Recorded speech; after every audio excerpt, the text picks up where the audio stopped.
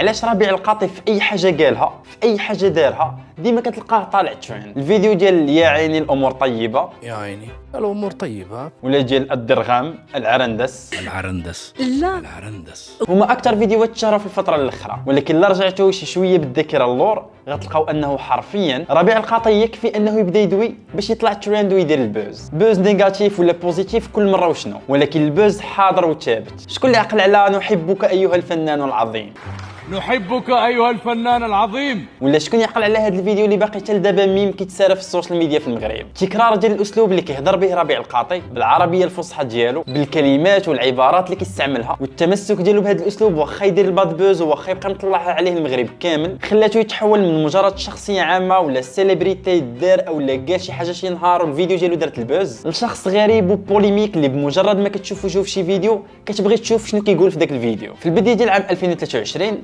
واحد لا مارك سبوطات هاد الشخصيه ديال ربيع القاطي وبغات تاسوسي ليماج ديالها معاه باش تكومونيكي على اشهر واكثر برودوي ديالها مبيعا في المغرب. وهنا كندويو على ماكدونالدز اللي تعاقدات مع ربيع القاطي على قبل لا كومبان ديال البيك تيستي ديالها. وهنا بغيت نحل واحد القوس باش نشرح لكم واحد الحاجه مهمه خليوها في بالكم. غالبا فاش كنشوفوا اشهار واعر ديال شي مارك كيسحبنا راه ليكيب ماركتينغ ديال ديك لا مارك هي اللي جابت الفكره وهي اللي دارت ليكزيكسيون والبرودكسيون ديال داك الاشهار، وهذه فكره غلطه. في الحقيقه 99% ديال الاشهارات ما كيكونوش جايين من عند لا مارك ديالهم ولا حتى هما اللي مصورينها ولا دايرين ليها لا برود. الفكره والسكريبت والبرودكسيون والبوست برودكسيون كاملين كيكونوا دايرينهم دي اجونس دو كوم، واللي في الغالب هي براسها كتكون صايبه غير الفكره ومسوتريتيا لا برود ولا بوست برود لشي اجونس دو برودكسيون. وهاد الاشهارات ولا كومبان اللي كيبانوا لك بسيطين كتقدر توصل الميزانيه ديالهم الملايين الدراهم اللي هي مئات الملايين ديال السنتيم. دابا منين عرفنا هاد المعلومه بغيتكم تعرفوا بان لاجونس اللي سبوطات هاد البروفيل ديال ربيع القاطي اول مره هذيك اكثر من عام وخلاته يدير الاشهار ديال بيك تيستي ديال ماكدونالدز هي اجونس سميتها تريبال دي بي، نفس لاجونس اللي دارت هاد الاشهار ديال ميروندينا مع ديزيدروس، نفسها اللي دارت هاد الاشهار ديال اوني اللي كان دار بوز كبير في السوشيال ميديا، نفسها اللي عقلتوا شحال هذه كانت دارت الكومبان ديال ميروندينا برايبي، وهاد الكومبان كانت دارت ضجه كبيره وصلت حتى المحاكم من ورا ما رايبي دعت شركه بيمو، ونفسها اللي شاده البراندين ولا كومبان ماركتينغ ديال سياش بنك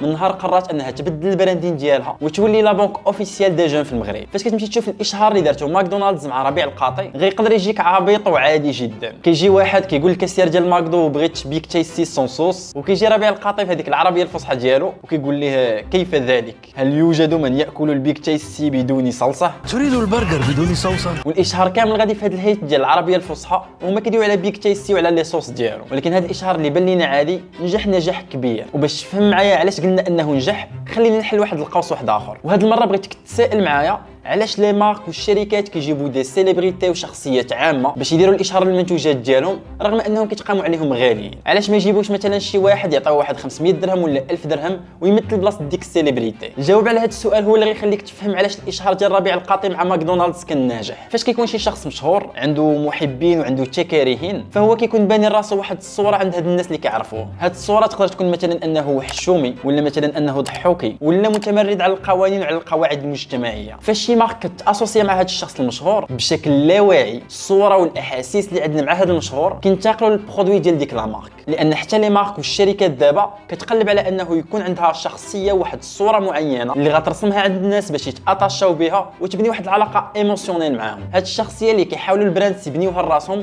كيتسموا البراند اركيتايبس، وفي الغالب كيتقسموا ل 12 الاركيتايب كما كنشوفوا في هذا المبيان. كنلقاو مثلا الاركيتايب ديال الكرييتور المبدع بحال ابل، كنلقاو ديال الهيرو البطل بحال نايكي، كنلقاو الاوتلو المتمرد الخارج على القانون بحال هارلي دافيدسون مثلا ولا جيب، كنلقاو الاكسبلورر المغامر بحال نورث فيس الى اخره. فاش البراند كتختار الاركيتايب ديالها اي الصوره والشخصيه اللي باغا ترسمها عند الناس عليها كيخص كاع الاشارات اللي كدير، كاع لي كومبان ولي زاكسيون ماركتينغ اللي كدير، وكاع لي سيليبريتي اولا لي انفلونسور اللي كتعاقد معاهم باش يمثلوا لا مارك يكونوا كيمثلوا ديك الشخصيه اولا داك الاركيتايب، باش هكا بطريقه لا واعيه تاسوسي البراند ديالها بديك الشخصيه في العقل ديال الناس. غتمشي مثلا الاشهارات ديال نايكي ولا سيليبريتي اللي كيخدموا معاهم غتلقاها ديما كتصورهم كابطال اللي قدروا يتجاوزوا كاع الصعوبات اللي دازوا منها باش يوصلوا للهدف ديالهم. غتشوف اي اشهار ديال هارلي دافيدسون غيبين لك الناس اللي فيها متمردين على القوانين وعلى العادات المجتمعيه وما مسوقين حتى واحد. بالتالي باش نرجعوا لماكدونالدز مع ربيع القاطي، فالهدف ديال ماكدونالدز وديال تريبال دي بي من الاشهار ما كانش انه يكون زوين زوين او لا ممتع، بل انها تاسوسيا مع الصوره والشخصيه اللي ربيع القاطي كيديجاجيها عند الناس، واللي هي الشخص اللي غريب ولكن متشبت بالغرابه ديالو وتيق في راسو وما على بالوش. داز عام على هاد لا كومبان وعاود ربيع القاطي تصدر لي طوندونس في المغرب، في الاول بالرياكسيون ديالو على التشكيله ديال المنتخب المغربي، يا عيني الامور طيبه، ثم البوز الاكبر من خلال الانترفيو ديالو ديال العرندس. وهنا نفس لاجونس اللي هي تخيبال دي بي ما غتضيعش الفرصه، وغتعرف انه في هاد التايمين بالذات الا خدم ربيع القاطي مع اي ماركه فغيكون ربح كبير ليها وغيتصدر الترند. وتخيلها انت اي مارك مغربيه تقدر دير لاسوسياسيون مع هاد الترند ديال العرندس اللي داروا ربيع القاطي، و90% كما كانت هاد لا مارك غتنجح لا كومبان وتمشي فيغال. ولكن الاذكى من تخيبال كان هو انها تلقى الماركه اللي غتماتشا بارفيتمون مع هاد البوز ديال العرندس، مع الشخصيه ديال ربيع القاطي، ومع الدلاله ديال الجمله اللي قالها ديال العرندس الدرغام الاسد الى اخره. وفعلا لقاو الجاك بوت فاش طاحوا على شركه بوجو، شركه اللي اصلا اللوغو ديالها فيه السبع وكتوبيري في الاندستري ديال لوطوموبيل. بالتالي غيكون احسن بوزيسيونمون تبوزيسيوني به راسها هو بوزيسيونمون ديال الاسد وليدر ديال لي مارك اوتوموبيل في المغرب. وفعلا في سيمانه واحده الفيديو يقدر يضرب اكثر من 10 مليون مشاهده في السوشيال ميديا وتبارطاجا بواحد السكيل كبير بزاف.